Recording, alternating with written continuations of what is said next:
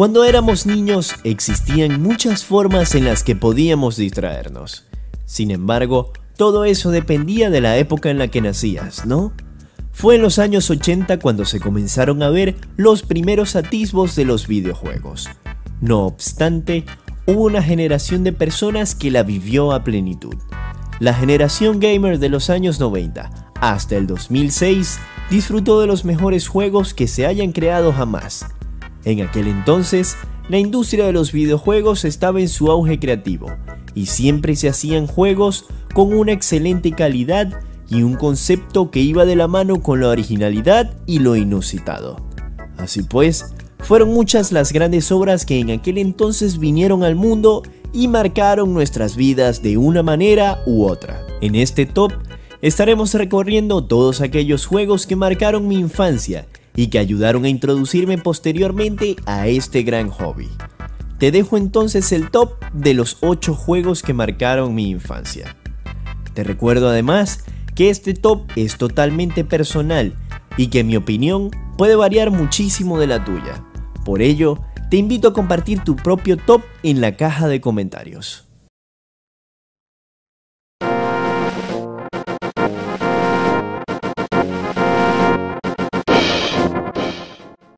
El 21 de noviembre del año 1990 se estrenó uno de esos juegos que por su divertida jugabilidad y su amplia variedad de mundos y colores pasaría a la posteridad gamer como uno de los mejores juegos de la historia.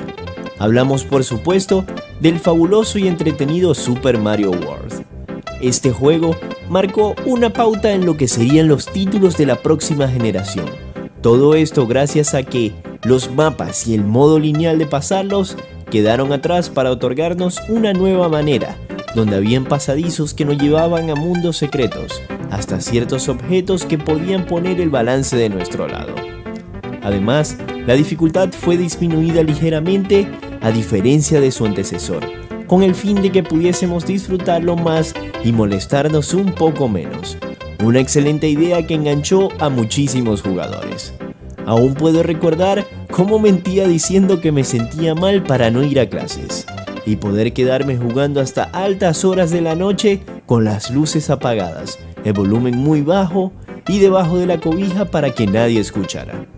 Super Mario World es uno de esos juegos que, con solo jugarlo un par de minutos, puede llevarme unos cuantos años atrás. Número 8.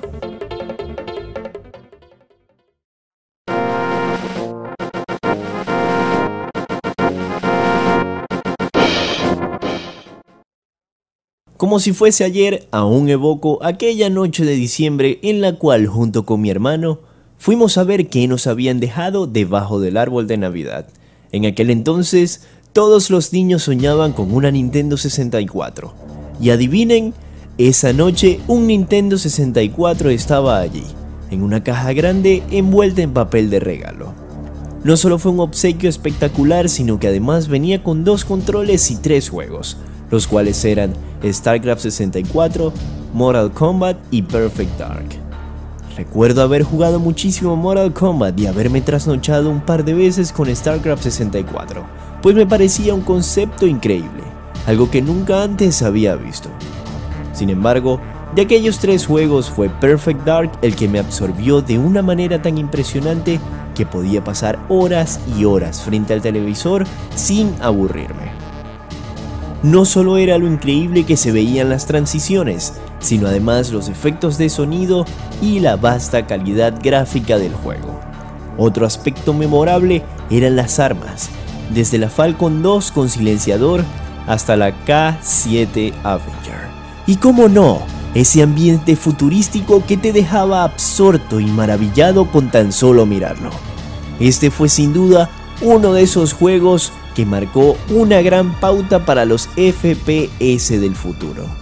Como dato adicional, la protagonista en aquel entonces tenía algo en ella que me provocaba un poco de lascivia. Raro, ¿no? Número 7.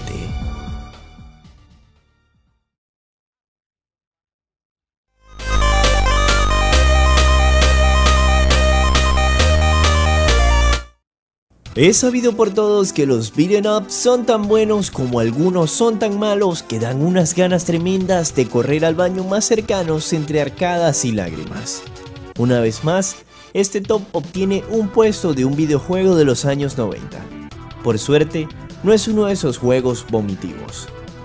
Ninja Warriors es un beat'em up del año 1994, bastante entretenido y con una trama sumamente original y que de seguro pocas veces o nunca has visto antes. Luego de una serie de conflictos, el mundo se ve atenazado por un gobierno autocrático.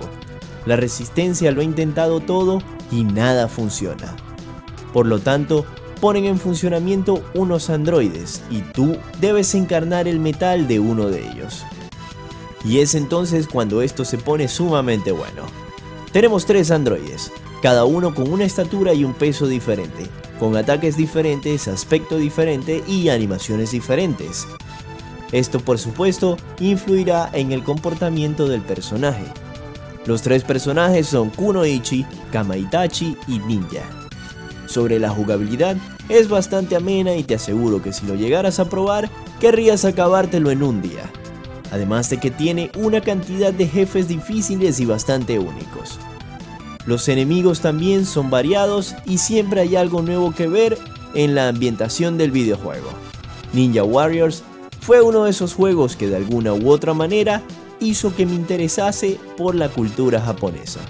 Si no lo has jugado, no esperes más. En la caja de información del video está el link para descargarlo, junto con el emulador del SNES. Grandioso, ¿no? Número 6.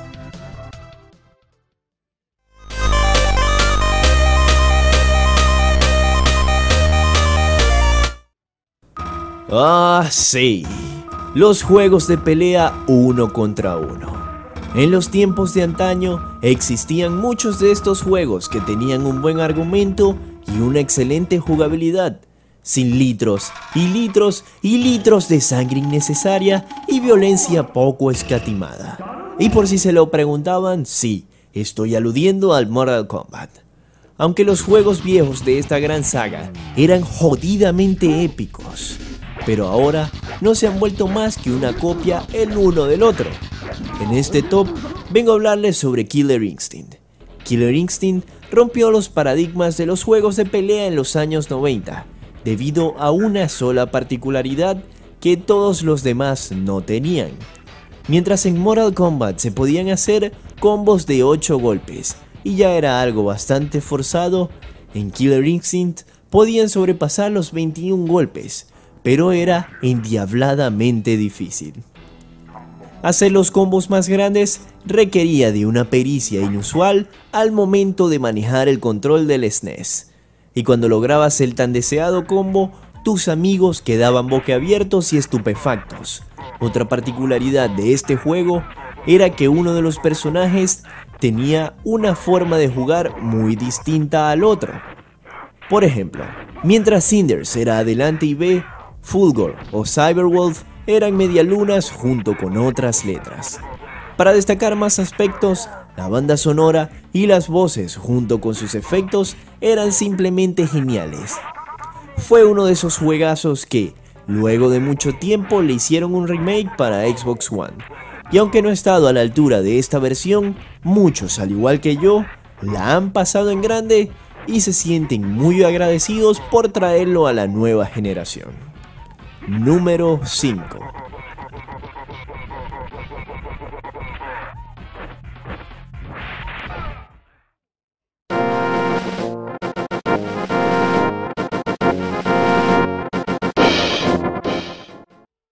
De juegos legendarios he venido a hablar el día de hoy. Una vez más, este puesto es para un juego de plataforma llamado Mega Man Zero. ¿Qué te puedo decir? Una obra maestra por donde quiera que uno se atreva a escrutar. Mega Man Zero me acompañó durante gran parte de primaria. Recuerdo que todas las noches ponía a cargar mi Game Boy Advance SP, no sin antes jugar un rato a este maravilloso y divertidísimo videojuego. Además de tener una variedad de armas increíbles y poderes que ibas descubriendo mientras transcurría la trama principal, otro buen punto era la velocidad con la que se movía nuestro personaje y ese efecto silueta que dejaba tras de sí. Los jefes tenían un diseño muy majo y una dificultad mesurada que te permitía disfrutar del juego sin tener ataques de ira que posteriormente te llevarían a estrellar tu portátil contra el suelo.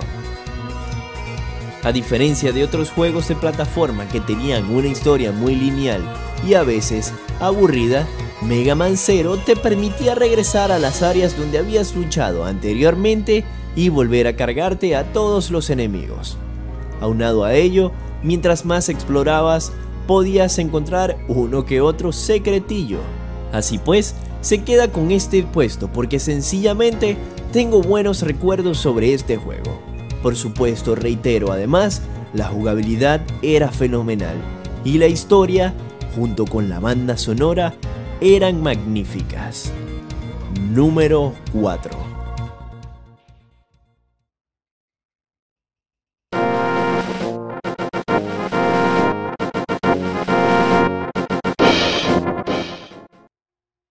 Acá ya pisamos un terreno que no habíamos sondeado anteriormente en este top 8 y nos adentramos en el mundo de los ordenadores de mesa y portátiles.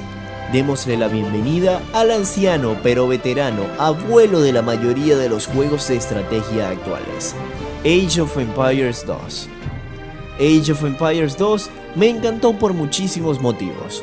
Recuerdo que veía a mi hermano jugarlo en su ordenador y yo sentía un escozor en mis manos por construir una civilización como él lo hacía.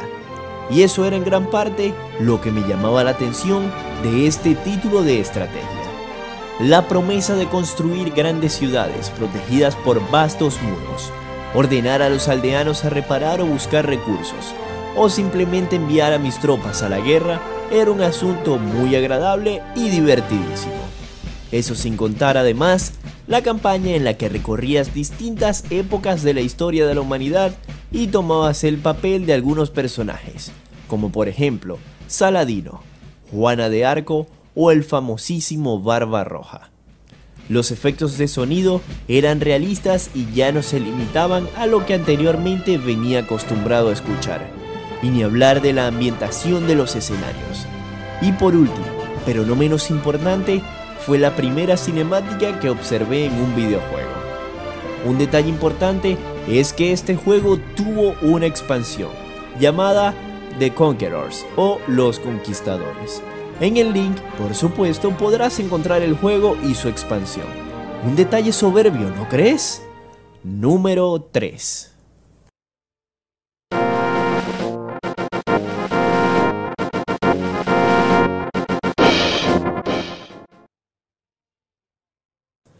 De nuevo, nos situamos en la época dorada del Super Nintendo. Era un grandioso juego que nos prometía aventura, puzzles, misterio y acción por montones. ¡Adivina! No hablamos sino del mítico juego Zelda: A Link to the Past. No sé cómo ni de qué manera expresarles el gran cariño que siento por este juego. Al principio, cuando puse mis manos sobre él la primera vez, no sentí más que una profunda repulsión y un aborrecimiento infinito que se combinaba con una ligera decepción. Hasta que me acosté a dormir sin entender muy bien lo que tenía que hacer. Sin embargo, al otro día desperté con ánimos renovados y le puse las garras encima una vez más. Esta vez obviamente con el pensamiento en mi mente de que este no era un juego común y que tendría que necesitar de toda mi inteligencia para poder pasarlo. Y así fue como me enamoré de este título profundamente. Cuando me enfrenté al primer jefe, supe que lo recordaría durante toda mi vida. Y de hecho, fue exactamente de esa forma como sucedió. Pasaba horas buscando las maneras de encontrar los castillos y dando vueltas por el que para aquel entonces era un descomunal y extenso mapa para mí. El diseño de los enemigos era genial y el hecho de poder cambiarle la armadura, la espada y el escudo a Link me exaltaba por completo. Y de esta manera estuve durante un largo mes intentando terminarlo.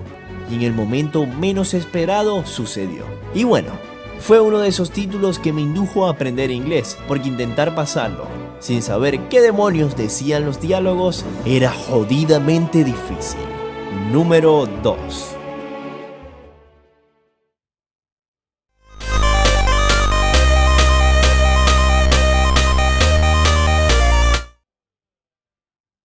Llegamos por fin al número 1 de este top 8.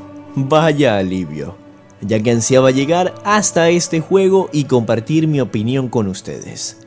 Warcraft 3 es el juego más épico que he jugado en toda mi existencia. Demos un repaso a todas las cualidades de esta gran obra de arte.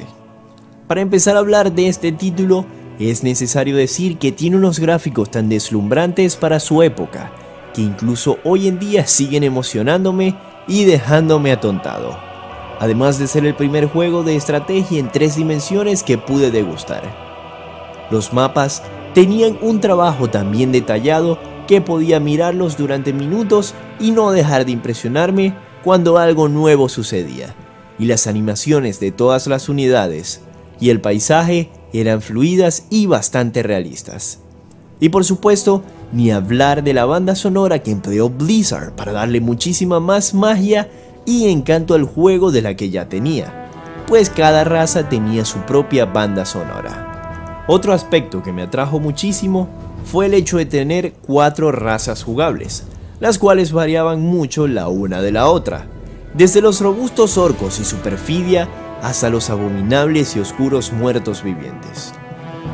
Por otra parte, algo plausible fue la extensa campaña de este juego, que me dio horas y horas y horas de diversión a mares.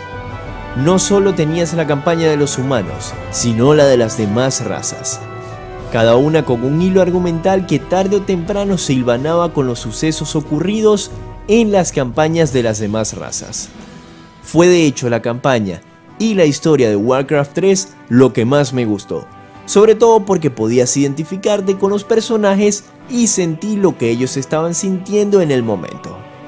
Desde el príncipe Arthas hasta Uther o Mal'Ganis, todos eran personajes muy bien definidos que podías llegar a amar o a odiar, y eso era exactamente lo que era la esencia de Warcraft 3. Más que un juego, una historia con una trama tan absorbente que a cada capítulo que terminaba no dudaba en iniciar el otro.